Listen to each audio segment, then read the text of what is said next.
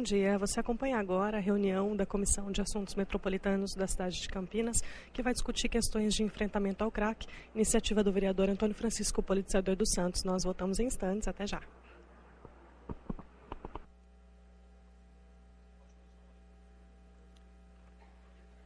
Bom dia a todos. Iniciamos neste instante a segunda reunião da Comissão Permanente de Assuntos da Região Metropolitana de Campinas. Um agradecimento a todos que aqui estão presentes. Durante o evento nós vamos falando do nome dos presentes e dos representantes. Convidamos nesse momento o vereador Antônio Francisco, politizador dos Santos, presidente da Comissão Parlamentar de Assuntos da RMC, para compor a mesa.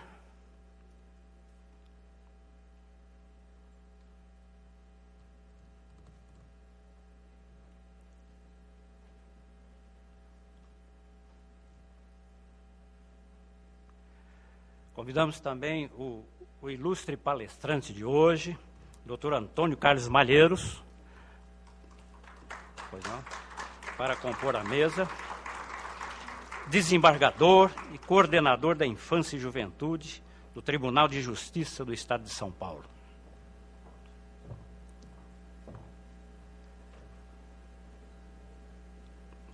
Convidamos igualmente a Karina Sabedotti, especialista em desenvolvimento social,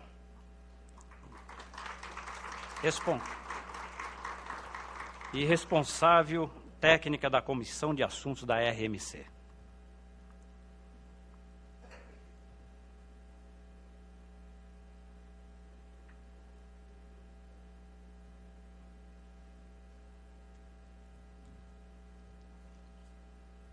E passo a palavra ao vereador, o politizador, para dar início aos trabalhos de hoje.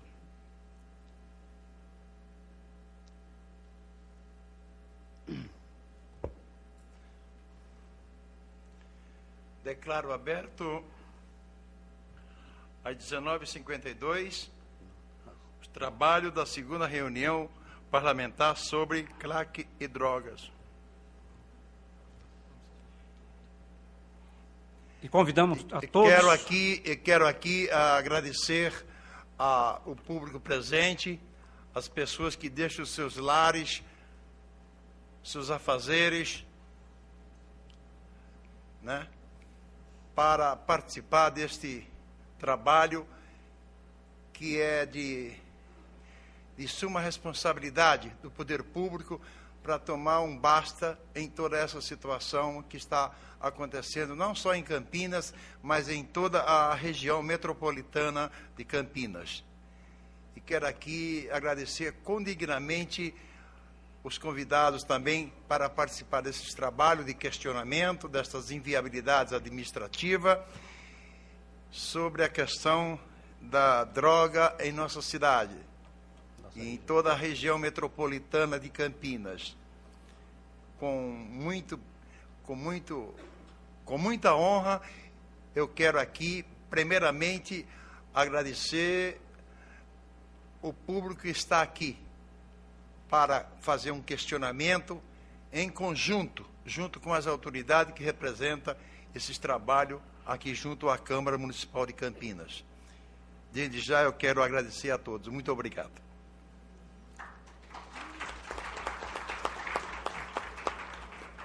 E nesse momento convidamos a todos para a execução e projeção do hino nacional. Por favor, de pé.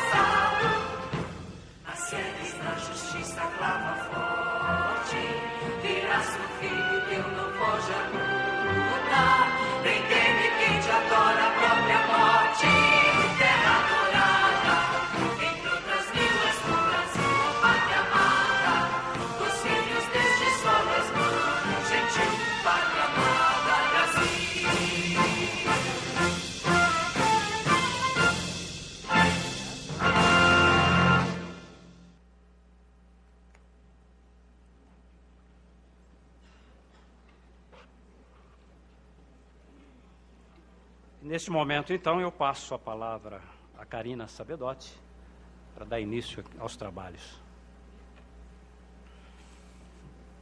Alô. Bom dia a todos. Estamos aqui hoje reunidos para a realização do segundo encontro da Comissão para Assuntos da RMC, a Comissão do Parlamento para Assuntos da RMC. No nosso primeiro encontro, nós já abordamos a problemática das drogas, em todos os aspectos que ela possa ter relação dentro das políticas públicas. Neste segundo encontro, nós iniciamos os eventos temáticos. No primeiro, eu perpassei todas as políticas e nós explanamos juntos, os que estiveram presentes da outra vez, a intersetorialidade e o quanto a relação entre políticas públicas na atenção às drogas é algo imprescindível para que nós consigamos ultrapassar o status atual que nós enfrentamos. Apesar de estar falando em nível de região metropolitana, isto vale para o nosso país. E algo que me vem sempre à mente quando eu estou trabalhando com grupos de profissionais que atendem a problemática das drogas é um sentimento coletivo e quase crônico de impotência. A gente que se depara com a problemática das drogas no nosso fazer se sente impotente. Não raro os grupos de colegas com os quais eu me encontro para trabalhar, quando a gente chega no final do grupo, por mais que nós tenhamos trabalhado intensamente e discutido as problemáticas e chegando a entendimentos comuns, eu olho para o rosto dos meus colegas e eu vejo impotência. Por que será que essa impotência também se reproduz naqueles que tomam as decisões, naqueles que escolhem o tom das políticas públicas? Hoje em dia, atender à problemática das drogas implica em um primeiro movimento, tanto daqueles que constroem as políticas públicas, quanto daqueles que executam, que é o movimento de ruptura com a resistência da comunicação. Comunicação. Quando nós vamos trabalhar, cada um dentro da sua política pública, estando na assistência, estando na saúde, estando na segurança, fazendo parte de equipes do Poder Judiciário, equipes do Legislativo. Cada um desses grupos tem o seu conjunto de ações, o seu planejamento, as suas unidades de atendimento e os seus serviços. Ok. Mas eles geralmente não se comunicam. O serviço que eu executo enquanto funcionário da saúde, muitas vezes não é de conhecimento do meu colega funcionário da segurança, por exemplo. Da mesma forma que os espaços onde eu atendo pessoas em situação de rua, aí dentro da política da assistência, dificilmente tem contato e acesso com os colegas que às vezes fazem a própria abordagem dessa população e são da segurança pública e estão nas ruas. Então, um dos maiores entraves que nós temos, agora falando de região metropolitana, nas nossas 19 cidades que compõem a região metropolitana, é que algo se repete em todas elas. Cada secretaria desenvolve um tanto de ações e a maioria delas não tem articulação com as demais. Isso, na minha opinião, é um grande problema de comunicação. E um problema também de nós rompermos com antigos padrões que, na falta da condição de nós conseguirmos atender, seja lá qual a política qual a gente represente, política pública, quando nós não temos condições de atendê-la, a nossa tendência é entregar para que o outro atenda logo, porque eu não sei como atendê-lo. Eu não tenho unidades que deem conta, ou até sei, mas eu não tenho essa condição. Eu não tenho orçamento, porque os orçamentos geralmente não são votados de forma planejada e articulada, para que nós possamos prever com antecedência o recurso para a gente executar aquilo que foi pensado e planejado em equipe para a boa execução dos serviços. Isso não é uma prerrogativa da atenção às drogas, isso acontece invariavelmente nas nossas relações de trabalho. Mas quando nós falamos de drogas e olhamos para um documento federal, que inclusive dá o tema para essa reunião, que é o Plano Nacional de Enfrentamento ao Crack e Outras Drogas, nós percebemos que houve um movimento em nível federal, provavelmente consequência de várias experiências observadas no território nacional, que criou aquela normativa, que criou aquela lei, com a intenção de nortear como deveremos trabalhar nas esferas de poder, na esfera federal, estadual e municipal. E não surpreendente, este plano traz como uma das principais expressões, a expressão que dá o tom, a intersetorialidade. Por que será que este plano fala em intersetorialidade como expressão recorrente ao longo da norma? E você observa que ela é retomada das mais diversas formas ao longo do plano inteiro.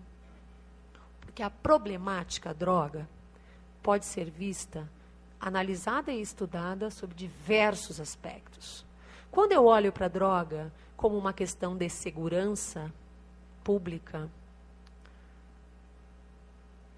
nós temos um grande risco.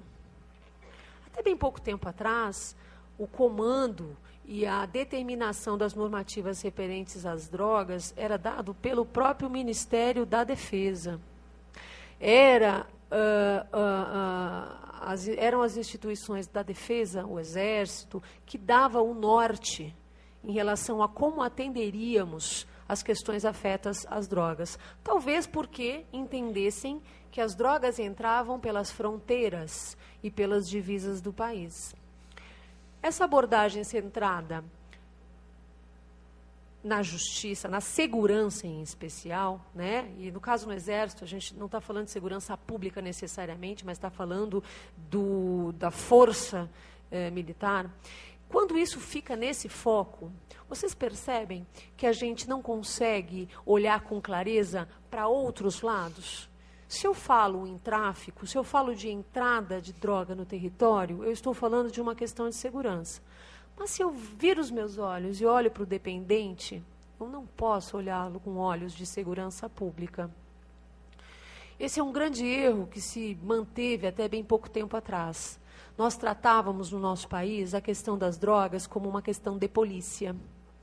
A questão da dependência como uma questão de segurança. Quantos aqui são funcionários da área da saúde? Por favor, ergam as mãos.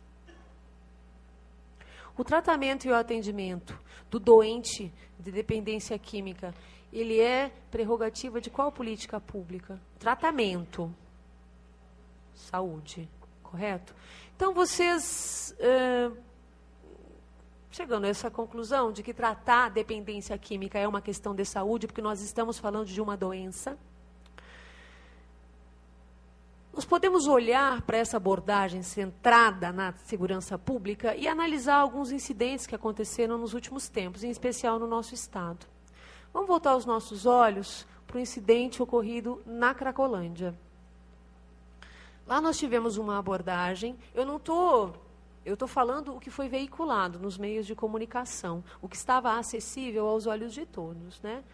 Uma ação, sendo pontual, que se resumiu a uma abordagem de segurança pública, tá? Que chegou naquelas pessoas que habitavam aquele território, que eram trabalhadas, essas pessoas recebiam serviços de outras políticas públicas.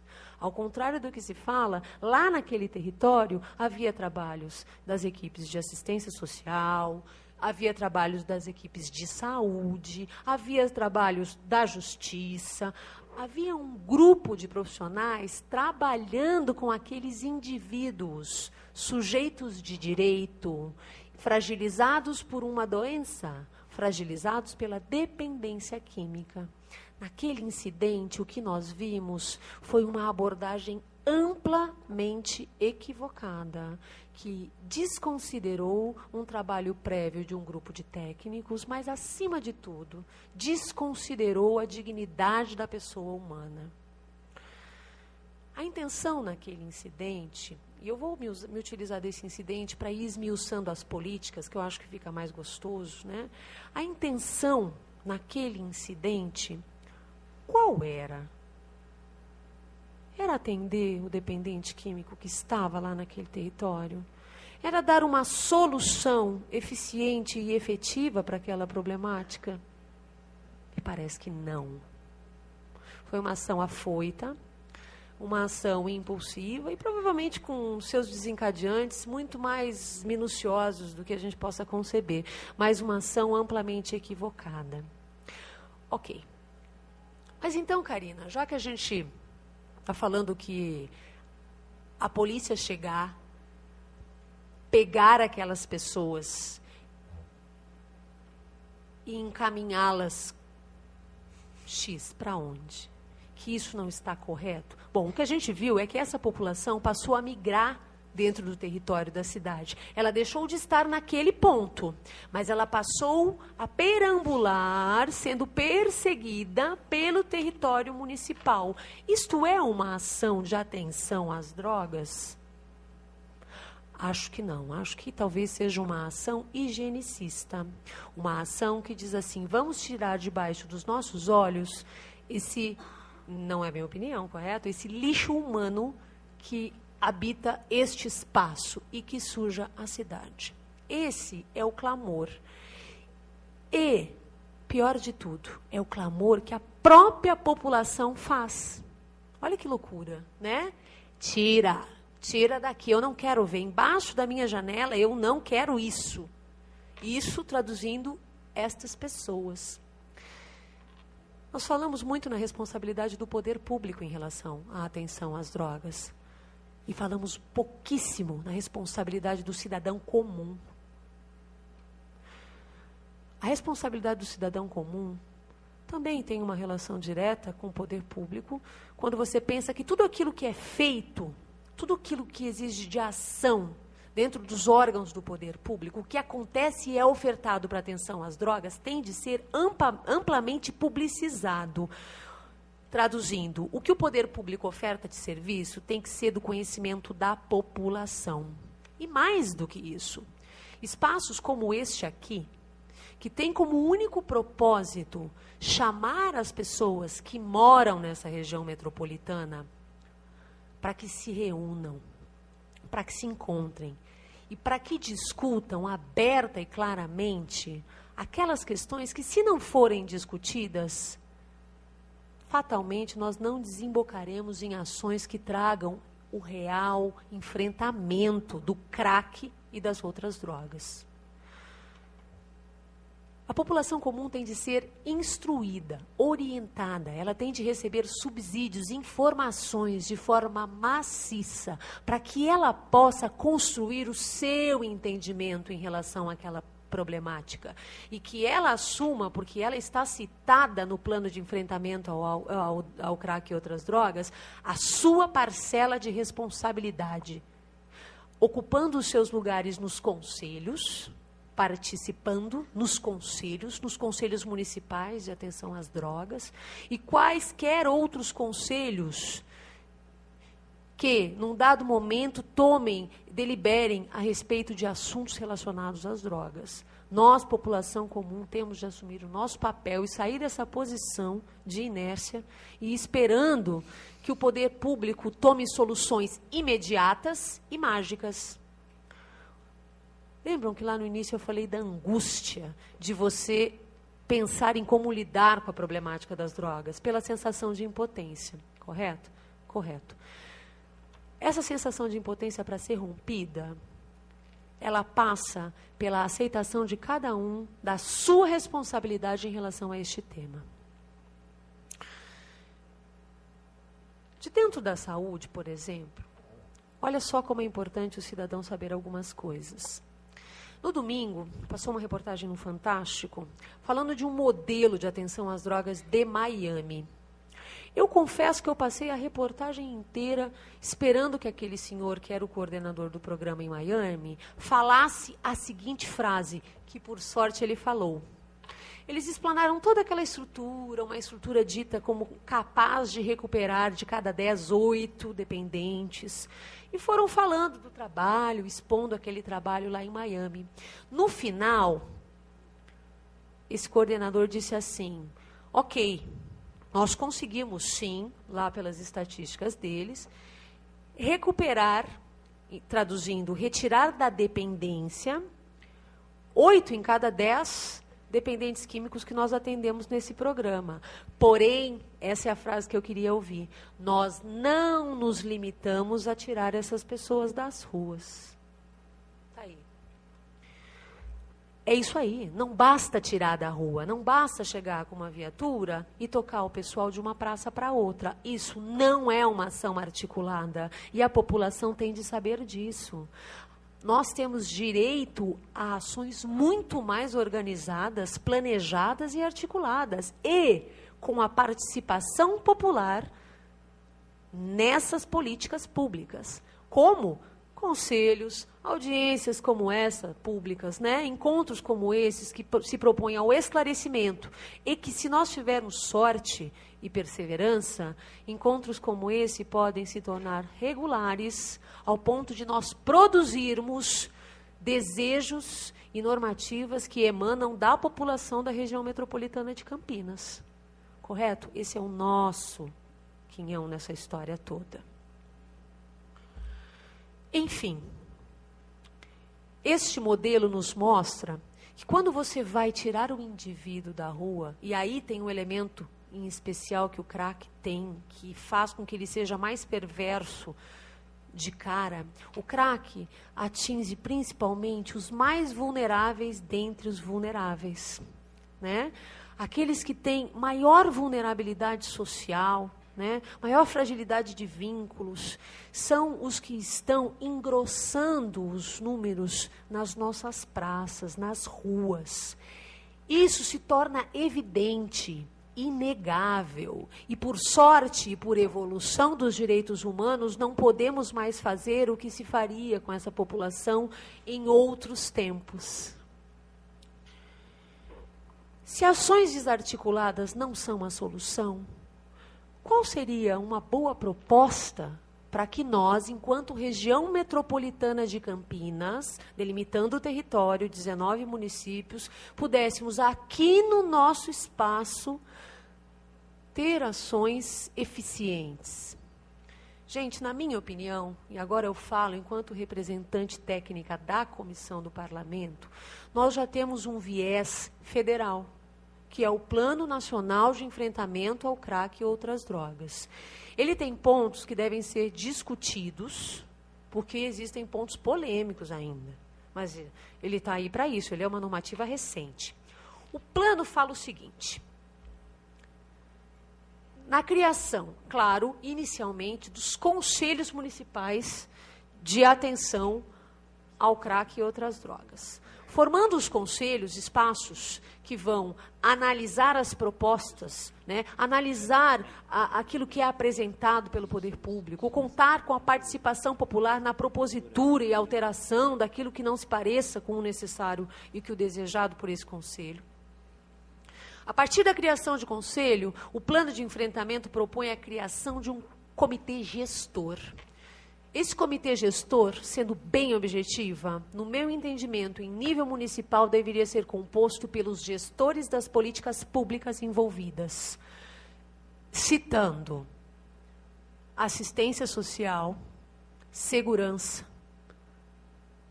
saúde, habitação, porque nós temos toda uma quantidade de população em situação de rua, que não se sabe o que vem primeiro, se a drogadição fragilizou e levou à condição de rua, ou se a condição de rua agravou a dependência química, não sabemos. Então, até a habitação tem relação, sim. Porque se eu vou pensar que nem Miami pensou, que tira da rua, mas dá um suporte, uma estrutura para esse indivíduo, eu inevitavelmente tenho de dar uma condição de vida mais digna, para que os fatores que fragilizam o indivíduo não o tragam novamente à condição anterior. Enquanto nós não olharmos dessa maneira, nós estaremos lesando direitos humanos. Bom, então tem esse comitê gestor que é composto pelos secretários dessas políticas. Eu cheguei na habitação, mas eu vou incluir aqui a educação, porque a gente não pode esquecer de maneira alguma que a problemática da dependência química chega nas nossas escolas, sim. Está lá presente dentre nossas crianças e os nossos adolescentes. Hoje o doutor Antônio Carlos Malheiros vai nos falar sobre essa questão, né, sobre como isso está em âmbito nacional. Que outras políticas nós temos? Trabalho e renda, esporte e lazer, cultura.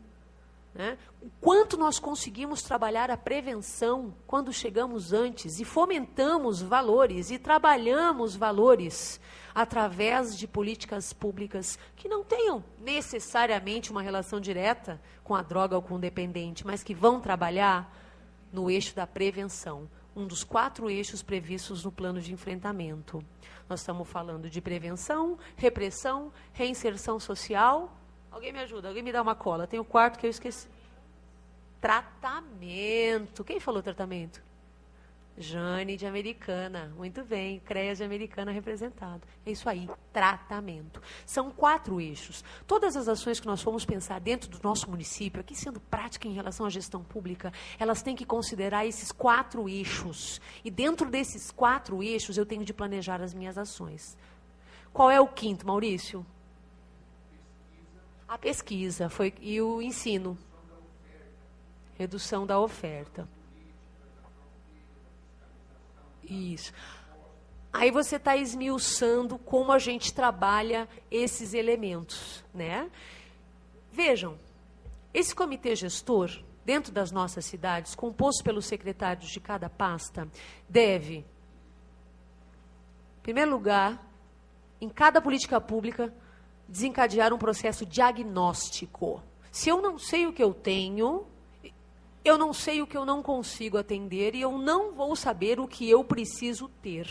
Se eu não sei o que eu tenho, nem o que eu preciso ter, eu não vou saber planejar no meu orçamento municipal a previsão da melhora da oferta dos meus serviços, eu não vou saber planejar a reserva de recursos para isso. Esse ano é ano de plurianual. É ano de nós amarrarmos e pensarmos como as nossas cidades na região metropolitana vão atender essa questão e sensibilizar os poderes executivo, legislativo das suas cidades a estarem atentos a isso. Por quê? A gente sensibiliza e convence o chefe do executivo da importância desse trabalho intersetorial, da importância de que emane do gabinete do chefe do executivo a liderança para esse grupo. Secretários não devem ser os responsáveis pela política de enfrentamento às drogas. O comando único tem que emanar do gabinete. Cada secretário é representante da sua política pública. Está ali com o mesmo nível e grau de importância, apesar de algumas terem um número muito maior de ações a serem desenvolvidas, como a saúde, por exemplo, né? Bom, juntando esse comitê gestor com esses representantes da secretaria, que vão ser liderados por alguém de dentro do gabinete, que bom se fosse o prefeito, né? Que bom se fosse. Talvez seja possível, que ele saiba o que a cidade precisa e o que seus secretários estão planejando e executando em relação a essas políticas públicas. Formou o comitê gestor, forma-se um segundo comitê, um comitê dos trabalhadores das políticas públicas que vão se encontrar com regularidade após diagnóstico ou durante esse processo diagnóstico. Aí cada cidade tem a sua discricionariedade para montar e entender isso, mas esse comitê de trabalho, ele também é imprescindível, porque esses gestores, eles são representantes das políticas, eles são os porta-vozes, eles dão as diretrizes, mas quem está no cotidiano, no dia a dia, no contato direto com o usuário, são os técnicos das políticas públicas envolvidas. Esses se reúnem num grupo de trabalho que produz, que toca, que desencadeia o processo diagnóstico, que faz o levantamento de demanda reprimida, aquilo que eu não consigo atender, mas deveria, e faz o planejamento daquelas unidades que eu deveria ter. Gente, só em saúde, o que falta de leito em hospital geral para a internação daquele indivíduo que, impregnado no contexto, tem de ser internado para que aqueles sintomas cedam, para que ele possa ter uma condição psíquica de aceitar qualquer manejo que seja feito por uma equipe séria. Não tem leito em hospital geral. Então, como eu vou querer perguntar se o Brasil se daria bem com uma estratégia igual a de Miami, se, pelo básico, nós já temos grandes deficiências? Isso está previsto no plano de enfrentamento. O aumento do número de leitos é uma medida emergente. Aumentar o número de leitos, sim. Outra questão, grande polêmica, comunidades terapêuticas. Ano passado, foi lançado pelo Conselho Federal de Psicologia um relatório onde eles percorreram 68 unidades de tratamento de atenção às drogas, de internação, né, no Brasil inteiro. Eles tiveram cuidado de percorrer todos os estados e o relatório está assustador.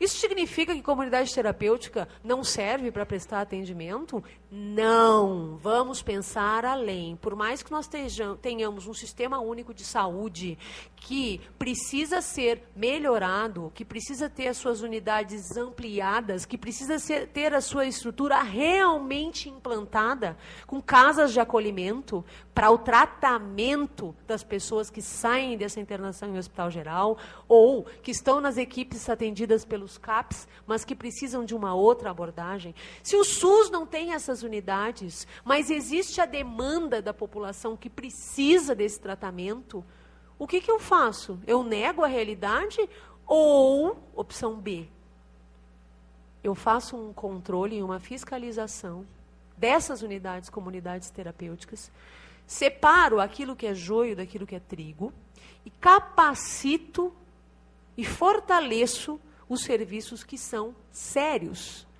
A legislação reconhece como unidade terapêutica é unidade de saúde com interface obrigatória com assistência social. Olha, Miami, nós não nos limitamos a tirá-los das ruas. Nós ofertamos dignidade à pessoa humana. Então, falando um pouco desse conflito, né? Comunidade terapêutica, sim, é unidade legítima. Sim, há demanda. As comunidades atendem 70% da demanda de internação. Deveria ser no SUS, porque a gente tem que fortalecer os sistemas únicos, com certeza, mas ainda não aconteceu. E nessa lacuna, o cidadão não pode pagar o preço da desorganização pública. Correto? Bom, assistência social, rapidamente. Quem aqui é da assistência social? Trabalhador do SUAS. Grande. Lembram daquela parte que eu falei? Eu não tenho como atender, então eu passo para ti, tu passa para mim, eu fico passando para ti, tu fica passando para mim, e o indivíduo vai e vem, vai e vem, vai e vem. Olha que nó gigantesco. População em situação de rua. Em muitos municípios, quando o morador, aquele que habita as ruas, é recolhido sob efeito de drogas, geralmente ele é levado para as unidades que atendem população de rua. Tá bom. Colegas da saúde, me passem uma cola. Se eu levar um sujeito impregnado em estado agudo para dentro de uma unidade que não tem um serviço de saúde e ele possa, por exemplo, ter uma gravíssima crise de abstinência, tá bom? Ele não está exatamente impregnado naquele momento, ele está, há um tempo sem usar, e a abstinência emergiu. Eu levei para uma unidade da assistência social, ou seja, não tem e nem deveria ter oferta do serviço de saúde, é assistência social. O que pode acontecer? Recentemente, um colega meu me falou de um evento, uma cidade aí, de um estado aí, em que levaram para um espaço de acolhimento da assistência uma pessoa em franca abstinência. Essa pessoa convulsionou e veio a óbito. Não vamos esquecer, não é porque nós não temos a estrutura adequada que nós vamos ser coniventes com empurra para lá e empurra para cá. Vamos nos reunir, vamos discutir e vamos pontuar aquelas ações que são reais e possíveis. Nós somos os trabalhadores, nós executamos isso. E nós temos um saber da prática. E nós temos de conseguir levar esse saber da prática para as lideranças políticas. Porque o prefeito tem de entender a importância disso. E não raro, eu tenho estado muito com os prefeitos da região metropolitana, eles estão sensíveis, sim. Só que, como nós, eles também se sentem frustrados. Que a gente trabalhe e consiga formar uma proposta que vai emanar desse grupo ao longo dos nossos encontros, para que a gente possa levar essa proposta para os chefes do Poder Executivo, correto? Para que a gente possa sensibilizar os legisladores municipais da importância de aprovar a implantação de um plano de enfrentamento ao crack e outras drogas. Se nós conseguirmos implantar de forma coletiva em 19 cidades, cada uma o seu plano, nós estaremos tomando uma atitude de vanguarda na gestão da política de enfrentamento às drogas. Estaremos, com certeza, iniciando um processo árduo, mas que, se for seguido com seriedade e vontade de encarar as necessidades, apontando as mazelas das políticas, nós vamos conseguir lidar com essa problemática. Não é impossível, é plenamente possível, mas não é fácil. E precisa que nós encaremos as nossas realidades de verdade. Que nós possamos falar, não temos condições. Se a gente for pensar município de pequeno porte 1, por exemplo, que às vezes não tem nem o núcleo de atenção à saúde da família. Ou você pode pensar até Campinas, que é uma metrópole, que tem toda uma rede, por exemplo, de saúde altamente especializada, mas que elas não são suficientes para dar conta, porque a população é gigantesca. Vamos ter atenção com as nossas realidades. Vamos ver se esses nossos encontros se transformam em encontros regulares e que no próximo encontro nós possamos trazer a representação de outras políticas públicas aqui para essa bancada. Esse evento vai ser reduzido a termo. Ele vai ser postado, publicizado e vai estar ao acesso dos cidadãos. Todos. Para que a gente possa ter a memória do que aconteceu no primeiro, no segundo, e possa construir juntos o que a gente quer para o terceiro. Olha, o terceiro talvez já se propusesse até a participação direta dos colegas, opinando sobre o que nós vamos trazer para essa bancada para discussão. Vamos torcer para que isso aconteça, para que a gente consiga fazer dessa maneira. Eu não vou me alongar mais, não, tá? E espero que eu tenha conseguido ser clara em relação à gestão pública e atenção às drogas. Agora eu quero só passar um informe. Pessoal, quem precisar da comprovação da estada aqui hoje, tá?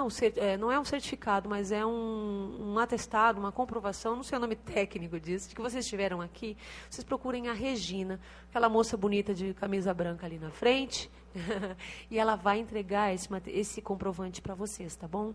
Outra coisa, como eu acabei de falar, tudo que for falado, filmado aqui, vai ser publicizado. Divulguem, chamem as pessoas a participar desse espaço. Tenhamos todos um bom dia de trabalho. Obrigada.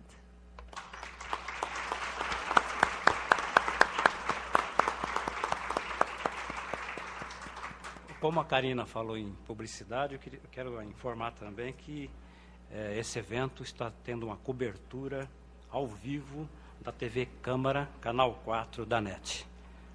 O evento todo. Com satisfação também que quero anunciar aqui a presença do vereador Dário Sade, que é médico, bastante conceituado também aqui, está presente nesse nosso evento. Eu vou dizer também mais alguns nomes aqui de representantes. O Dr. Maurício Landre, coordenador técnico da comunidade terapêutica FEBRACT, e que também será o palestrante de hoje, um dos palestrantes da parte da tarde. A presença também da Maria Elita Chiosini, secretária parlamentar da deputada federal Aline Correia, que também está aqui presente. Stefano Lanza, diretor de Segurança Pública de Americana, da cidade de Americana. Rosa Elisa Berton Federici, assessora da Fuente Paulista de Dirigentes Municipais da Assistência Social. Elizabeth Ishida, representando a Secretaria de Assistência e Desenvolvimento de Atibaia. A Juliana dos Reis Nassimbene, coordenadora de Saúde Mental de Pedreira. A Tatiana Sais Steiner, coordenadora da Secretaria de Educação de Vinhedo. A Cátia Rose Gonçalves da Silva, representando a Secretária Municipal de Cidadania, Assistência e Inclusão Social de Campinas. Alisson Mota, presidente do Conselho Municipal do Adolescente de Vinhedo. O Nelson Figueira Júnior, articulador de saúde mental do Departamento Regional de Saúde de Campinas. A Rita Cássia Viotti, coordenadora da triagem da instituição Padre Haroldo. Adriano Ananias Moisés, diretor do Comad de Itatiba. Maria Estela Cavalaro Forquete, secretária da Prefeitura de Montemor. A Regina Maura Darós, não sei se eu estou pronunciando correto, é diretora da Secretaria de Assistência de Vinhedo. Ivan de Almeida Marques, supervisor de ensino, Campinas Oeste. O Tadeu Donizete Leite, presidente do Conselho Municipal de Entorpecentes de Americana. Mário Eduardo Paz, conselheiro do Conselho Tutelar Sudoeste Campinas. O Paulo Roberto dos Santos, do Conselho Tutelar Sudoeste Campinas. Bruno Francisco Pereira, conselheiro também do Conselho Tutelar de Americana. E nós vamos, ao longo do evento, também anunciando outros representantes aqui. Muito obrigado. Então, nós passamos agora a palavra ao nosso palestrante de hoje, Doutor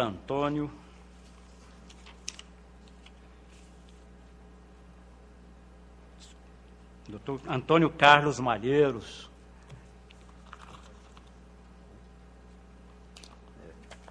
Queria informar também que o doutor Antônio Carlos Malheiros é bastante conhecido, desembargador e coordenador da Infância e Juventude do Tribunal de Justiça do Estado de São Paulo.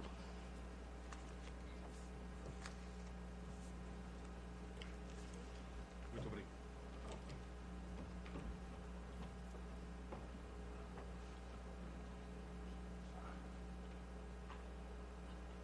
Agora deu. Obrigado. Obrigado pelo apoio técnico e parabéns pela sua fala. Muito obrigada. Meus companheiros de mesa, amigos e amigas, eu sou daqueles que entende que o lugar do juiz é fora do gabinete, né? Eu vejo a figura do juiz como um agente público revolucionário. Eu vejo na possibilidade, eu vejo o profissional do direito, da magistratura, como alguém que, com a sua caneta, né, ele pode mudar o mundo. Isso não acontece, né? Mas eu vejo assim, e tenho falado para os jovens juízes, aqueles que estão chegando na magistratura, muito vaidosos, acabaram de passar um concurso super difícil, num dos concursos mais difíceis que a gente conhece.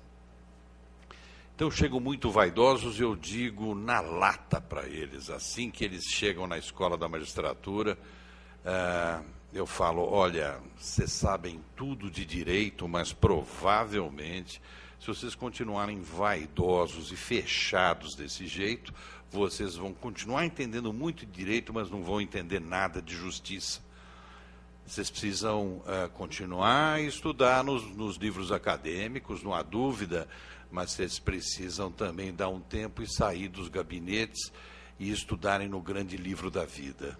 Vocês vão bater perna por aí e conhecer o povo que vocês vão julgar. Eles ficam assustados e de cada leva de 50, 60, 70, eu tenho a impressão que uns 2 ou 3 levam isso a sério. Mas a gente ainda chega lá. E eu falo isso porque eu tive a sorte de cair no meu colo esse grande livro da vida aos 13 anos de idade, para escapar de um exame de geografia no colégio. Eu fui fazer um levantamento de uma comunidade pobre que a gente conhece vulgarmente por favela, e lá eu conheci a Mônica, uma menina da minha idade, 13 anos, que estava grávida de um dos seus irmãos, né?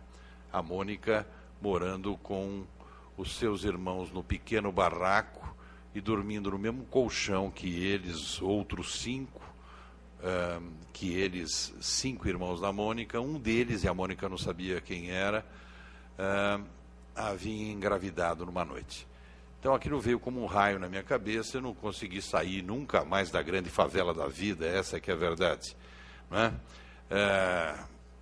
Logo ainda no colégio fui trabalhar com moradores de rua. Quando entrei na faculdade, no meu primeiro ano, eu fui para uma favela da Zona Sul de São Paulo, com 10 colegas de classe. Lá ficamos 10 anos, trabalhando fundamentalmente com crianças e adolescentes. Eu posso garantir para vocês, se a gente chegar rapidamente na vida das crianças e adolescentes, eu não estou nem falando do poder público. Um poder público sensível, um Estado presente na vida das pessoas pode efetivamente livrar as pessoas, principalmente as pessoas mais empobrecidas, de situações calamitosas, como é o assunto de hoje, né? Que envolve prioritariamente pessoas miseráveis. Muito bem. Não era o poder público, eram 10 estudantes de direito, meninos e meninas, que foram para essa comunidade empobrecida trabalhar com as crianças e com os adolescentes. E ainda de quebra, à noite, de vez em quando, a gente fazia isso com as crianças nos fins de semana, e à noite de quebra a gente ainda arriscava num momento absolutamente crítico da história brasileira, onde o simples fato da gente estar entre os pobres já significava subversão. Então, nós corríamos, naqueles anos 60, um perigo muito grande de estar naquela comunidade. E ainda para deixar a coisa mais fascinante, à noite a gente ainda ia de vez em quando lá alfabetizar adultos, né, pelo método Paulo Freire. Então eu me sentia realmente, naquela atividade, um verdadeiro Che Guevara, né? Muito bem, fiquei lá nesta comunidade com os meus colegas de classe, depois já formados, um fazendo concurso para promotor, outro para delegado de polícia, outro para magistratura, e grande parte permanecendo como eu na advocacia. Eu me tornei juiz mais tarde.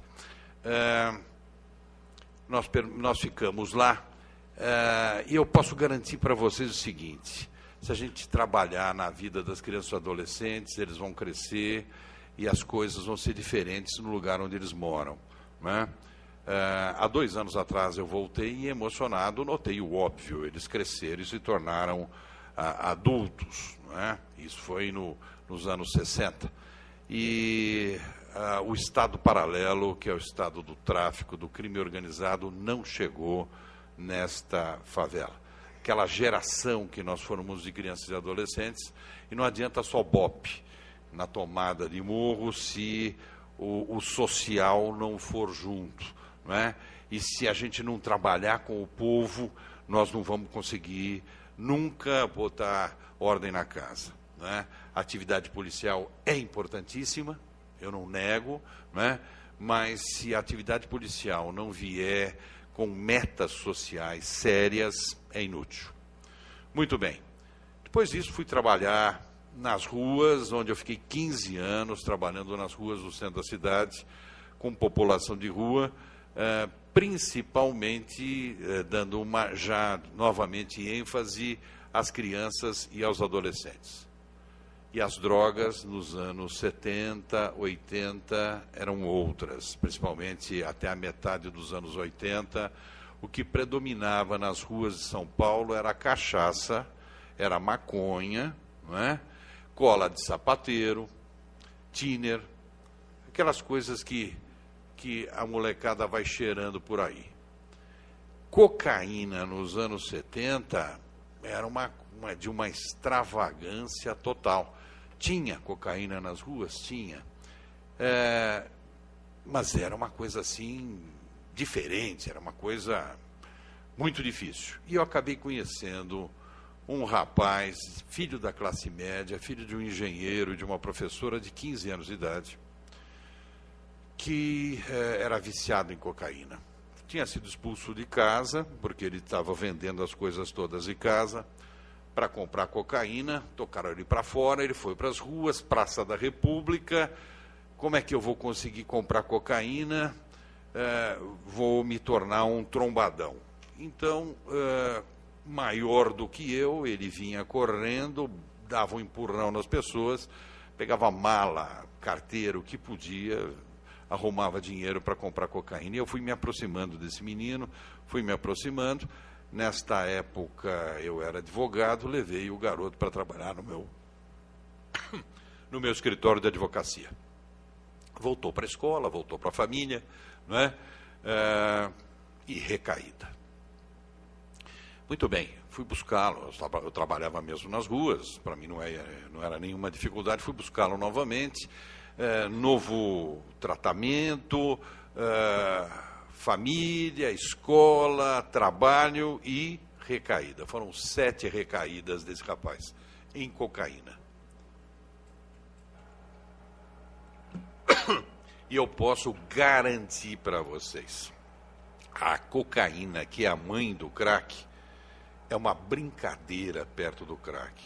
O crack tem um jeitão devastador e viciante muito pior do que a mãe dele, que é a cocaína. Mas, enfim, ele teve 7 recaídas. E na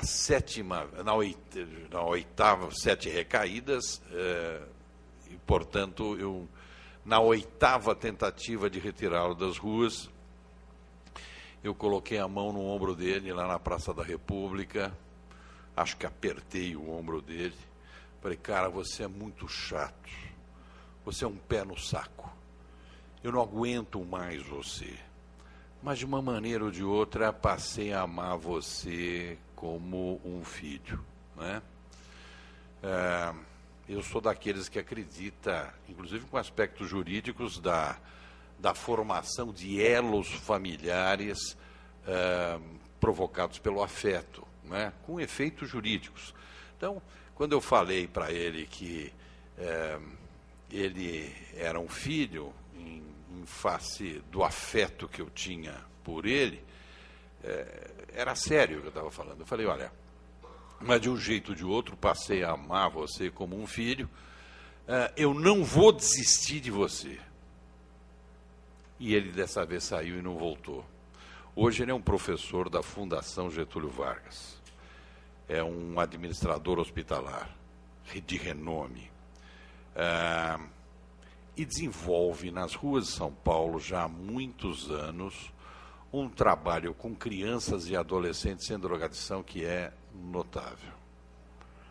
Muito bem, como eu tinha saído das ruas na metade dos anos 80, e agora eu comecei a perceber, na metade do ano passado, que alguma coisa ia acontecer na chamada Cracolândia. Por que que eu achei? Porque aquela operação no Rio de Janeiro, né, que foi devastadora, eu falei, isso é capaz de dar coceirinha aqui na administração municipal de São Paulo, eu acho que eles vão fazer coisa parecida. O judiciário tem que chegar nas ruas primeiro, antes do que eles. E eu cheguei.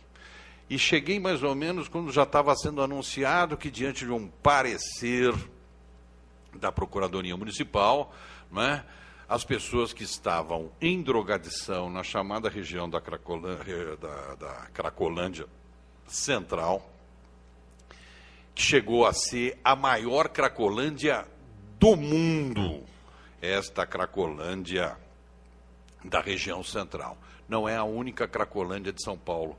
As outras Cracolândias continuam do jeitão que elas estavam e continuam. São cerca de 22 pela periferia de São Paulo.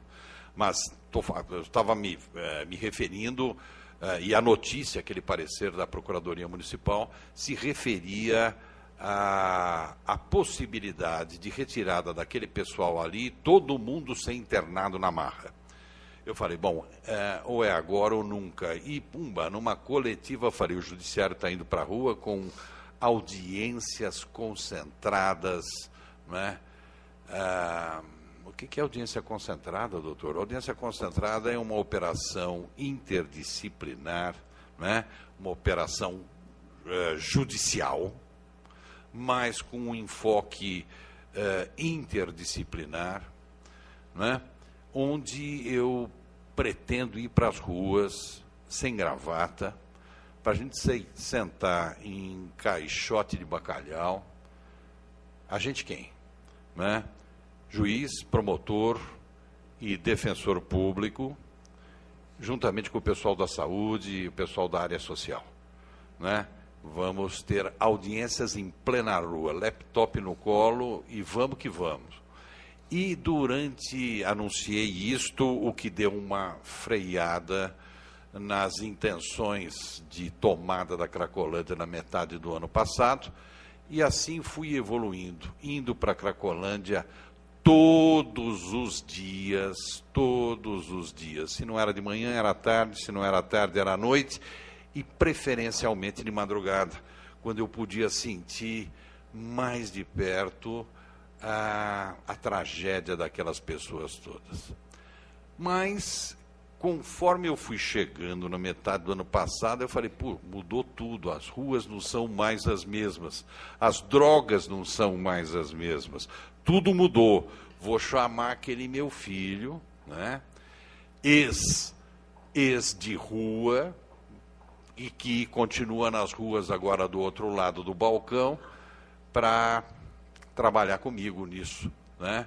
Mas pelo menos para me orientar neste pedaço aqui, que eu estou notando, onde quando todos se reúnem aqui, a gente vê um encontro com 2.000 pessoas, uma coisa